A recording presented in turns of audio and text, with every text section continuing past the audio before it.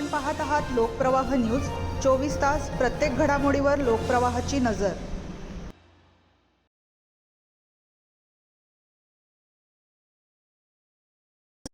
नाशिक जिल्ह्यात प्रतिबंधित गुटखा व सुगंधित तंबाखूच्या साठवणूक आणि वाहतुकीविरोधात अन्न व औषध प्रशासनाने मोठी धडक कारवाई केली। हर्सूल, मालेगाव आणि पेठ येथे एकाच दिवशी करण्यात आलेल्या या कारवाईत एकूण 6,65,241 रुपयांचा प्रतिबंधित साठा व वाहन जप्त करण्यात आले असून 3 स्वतंत्र गुन्हे दाखल करण्यात आले आहेत।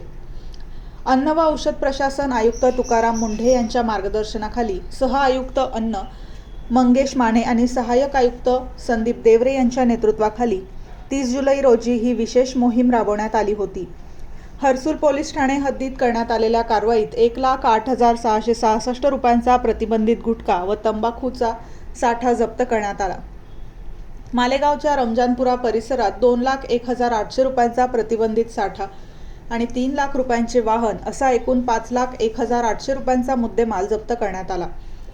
तर पेठ येथे 54,775 रुपयांचा प्रतिबंधित साठा जप्त करण्यात आला। या तिन्ही प्रकरणांमध्ये आरोपींविरुद्ध भारतीय न्याय संहिता तसेच अन्न सुरक्षा व मानके अधिनियम 2006 अंतर्गत विविध कलमान्वये गुन्हा दाखल करण्यात आला आहे। दरम्यान नागरिकांनी भेसळयुक्त किंवा प्रतिबंधित अन्नपदार्थांबाबत अधिकृत पोर्टलवर किंवा 1800-222-365 या टोल फ्री क्रमांकावर तक्रार नोंदवावी असे आवाहन अन्न व औषध प्रशासनाने केले आहे। अन्न सुरक्षा नियमांचे उल्लंघन करणाऱ्यांविरोधात यापुढेही कठोर कारवाई सुरू राहणार असल्याचे प्रशासनाने स्पष्ट केले आहे। लोकप्रवाह न्यूज 24 ताससाठी मोहसिन पठाण।